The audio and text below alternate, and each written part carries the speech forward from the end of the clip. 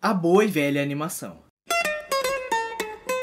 Hoje em dia é até fácil citar desenhos animados, séries, filmes e personagens feitos inteiramente por brasileiros. Embora a gente não esteja nem no top 10 países com o maior mercado de animação, dá pra considerar sim o Brasil como um gigante da animação mundial, principalmente pela sua história, e é justamente isso que a gente vai ver hoje. A animação tem como berço a França. Foi em 1908 que Émile Cohl deu vida a Fantasmagoria, o primeiro curta-metragem da história. Ele nasceu na Belle Époque, um período de grande avanço artístico na Europa. A era foi marcada pela rápida evolução tecnológica, como o desenvolvimento do cinema, que havia sido inventado pouco tempo antes, em 1895, pelos irmãos Lumière. Fantasmagoria reflete o espírito experimental do período e as novas possibilidades da imagem em movimento. Já no Brasil, foi somente 9 anos depois, em 1917, que tivemos a considerada primeira animação da história do país, Kaiser, de Álvaro Martins. A obra satirizava o então imperador alemão Guilherme II, conhecido como Kaiser durante a Primeira Guerra Mundial. É nesse contexto global de conflito em que vários países usavam meios artísticos como o cinema e a animação para criticar adversários e fortalecer a opinião pública. Embora o país tivesse uma posição neutra na guerra, o filme reflete bem as influências internacionais e a visão da população na época sobre os conflitos. Se hoje o Brasil é um país com tecnologia defasada, imagina mais de 100 anos atrás. Álvaro foi um grande pioneiro na época que, com pouquíssimo recurso e ferramenta, deu vida a uma das primeiras animações do mundo. Por conta de, na época, a gente não ter a noção da importância histórica que Kaiser teria, infelizmente todo o material animado de Kaiser foi perdido. Hoje só temos alguns frames que foram recuperados que nos possibilitam ter uma noção visual do que seria essa animação. Sim, a primeira animação da história do Brasil é uma Lost Media. Em 2013, o documentário Luz Animação convidou 8 grandes nomes da animação brasileira a recriar essa obra pioneira em um trabalho coletivo que misturou diversas técnicas de animação. Fica aqui a recomendação para você dar uma olhadinha depois. As décadas posteriores, de 1920 e 1930, foram marcadas pelas criações esporádicas de animação brasileira. Tivemos alguns lançamentos, mas todos eram curta-metragem e que tiveram pouco reconhecimento nacional. É em 1939 que surge o curta-metragem As Aventuras de Virgulino, de Luiz Sá. Essa obra tem uma história muito triste. Luiz era um cartunista que, através de muito esforço e inspirado fortemente nas produções de Walt Disney, conseguiu produzir uma animação que explorava muito bem o estilo da época. Nesse período acontece uma visita do próprio Disney no Brasil, e Luiz teve a oportunidade de mostrar sua obra para o americano. Porém, ele foi impedido pela ditadura de Getúlio Vargas, alegando que o filme não tinha qualidade o suficiente para ser mostrado para o Disney. Sobre isso, Luiz Sá disse o seguinte em uma entrevista: produzi um desenho animado, todo mundo gostou. No dia lá da sessão, no DIP, um senhor que era nesse tempo diretor da Agência Nacional disse: não, eu não vou mostrar isso, uma coisa pobre. E é mesmo, tem que ser pobre. Foi feito por mim, foi para mostrar o esforço que no Brasil pode-se fazer desenho bem animado como todo mundo, com os movimentos, com tudo isso. Eu desisti do desenho animado. Aquilo é trabalho de equipe. Já na década de 1940, o Brasil e o mundo focaram esforços na Segunda Guerra Mundial. Foi nesse período que foi lançado Saludo Amigos, uma produção de Walt Disney que mostrava a política de boa vizinhança e que fortalecia os laços entre estadunidenses e a América Latina. Foi aqui que surgiu o Zé Carioca. Já na década de 50, a gente teve o primeiro longa-metragem nacional, Sinfonia Amazônica, de Anélio Latini e Filho. Essa produção aqui é muito legal de se citar, pois além de termos ela toda preservada para você poder assistir agora mesmo, nos minutos iniciais do seu filme conta um pouquinho sobre o making of, de como é que foi pro Anélio produzir Sinfonia Amazônica. É um mini documentário muito legal e que ele mesmo narra quão desafiador foi isso. Anélio chegava ao seu estúdio, que ele mesmo intitulou como o menor estúdio de animação do mundo, às 8 da manhã e saía às 4 da madrugada. Ele passava praticamente o dia todo trabalhando. Ele ilustrou todos os quadros do filme, de 1 hora e 15 minutos. Foram mais de 500 mil desenhos, contando com personagens, cenários e cenas. Todas elas foram feitas à mão, 100% no método tradicional. Dá só uma olhada aqui nesses créditos. Ele fez tudo isso sozinho.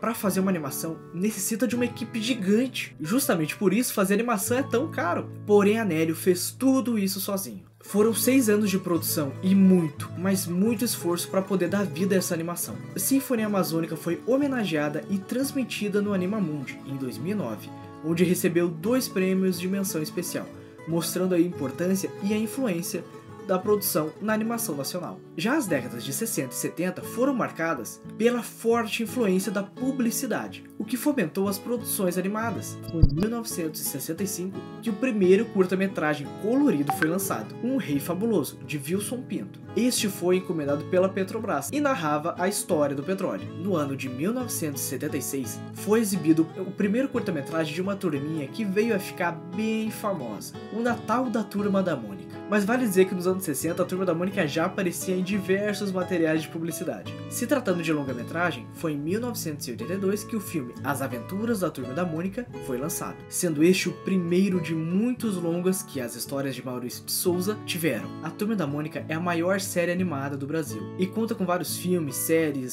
spin-offs e etc.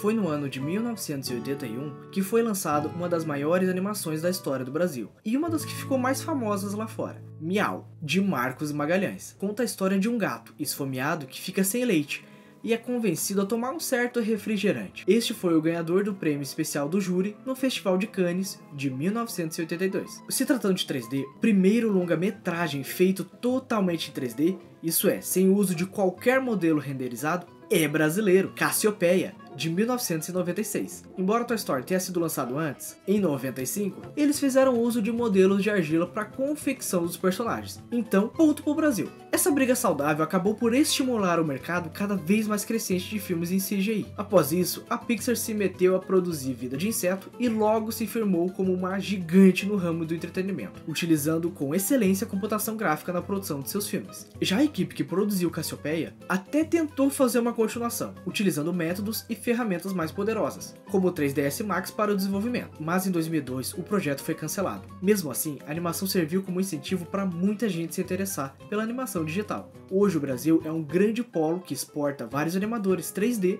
para as produções internacionais. No fim, Cassiopeia, mesmo sem ter o devido sucesso ou reconhecimento, tem seu lugar de destaque na história do entretenimento brasileiro, oferecendo uma produção competente e sendo o ponto de partida para muita coisa boa que, direto ou indiretamente, colaborou para a questão das produções de animação 100% digital. Mas é somente após os anos 2000 que, de fato, as produções nacionais começaram a engatinhar. Foi nesse período que diversas séries animadas foram produzidas, como Peixonauta, Meu Amigãozão, Tromba Trem, Sítio do Pica-Pau Amarelo, historietas assombradas para crianças mal criadas, e é em 2013 que a gente teve o lançamento da considerada pela Abracine a maior animação da história do Brasil, O Menino e o Mundo, de Ale Abreu. Ela narra a história de um menino que, sofrendo com a falta do pai, deixa sua aldeia e descobre um mundo fantástico, dominado por máquinas bicho e estranhos seres. A animação recebeu diversos prêmios, concorreu ao Oscar de melhor animação e ganhou a Nancy de melhor animação do mundo. Além dele, neste ano a gente teve o lançamento de uma grande animação de renome internacional, que também ganhou a Nancy. Uma História de Amor e Fúria, de Luiz Bolognese, narra a história de um homem que, quase 600 anos, que busca a reencarnação de sua amada ao longo da história do Brasil, passando pelo período da história indígena, colonial, ditadura militar e chega até um futuro onde acontece uma guerra pela água no ano de 2096. Também tivemos várias séries 3D como Dino Aventuras, Astrobaldo, Turma do Coelho. Não dá pra não citar o fenômeno da internet e o surgimento de O Surreal Mundo de Animalu em 2015, que foi o primeiro desenho animado a ser publicado no YouTube Brasil. Posteriormente, Animalu se tornou uma série de desenho animado na Cartoon Network, intitulada como Animalu Show. Além disso, é nesse período que surge várias produções focadas no público infantil e com reconhecimento mundial, como Galinha Pintadinha, Mundo Bita, Bolo Fofo. Esses que eu citei nessa era contemporânea, que eu considero como a era de ouro das animações brasileiras, são somente algumas das obras dessa época, mas também tivemos muitas outras, em especial curtas-metragens, que o Brasil produziu em peso dos anos 2000 em diante. Agora, na década de 2020, é um pouquinho mais complicado. Tivemos alguns lançamentos de longas, vários curtas e todos em diferentes estilos de animação, meio que tudo que representa a história da animação brasileira. Diversidade artística. Mas não dá para não citar um fenômeno muito interessante que surgiu nesses últimos anos: as produções independentes. Hoje existem dezenas de projetos independentes que buscam produzir animação por conta própria. O maior exemplo disso é Colisão, do canal Voice Makers. Eles já publicaram 4 episódios. A gente mesmo aqui do Projeto Horizonte estamos produzindo um episódio piloto e já publicamos um curta que está em exibição em vários festivais de animação no Brasil todo. Por sinal, você quer conhecer um pouquinho mais da nossa história? Aqui no projeto a gente está produzindo desenho animado independente. Gostou da ideia e quer acompanhar a gente nessa jornada? Então se inscreve aqui nesse canal. Mas além da gente, tem vários outros projetos que buscam produzir animação de forma independente. A história da animação brasileira é, acima de tudo, uma história de superação. Desde Kaiser de 1917, até as produções modernas que ganham destaque mundial. Hoje em dia enfrentamos desafios imensos: falta de recurso, de investimento e de muitas vezes reconhecimento. Ainda assim, nossos artistas sempre buscam formas de transformar sonhos em realidade. Não é fácil competir em um mercado global dominado por gigantes do entretenimento, mas o Brasil nunca deixou de se reinventar. Mesmo com todas as adversidades, a gente continua produzindo animações que conquistam o mundo. Por isso é essencial valorizar e apoiar a animação brasileira.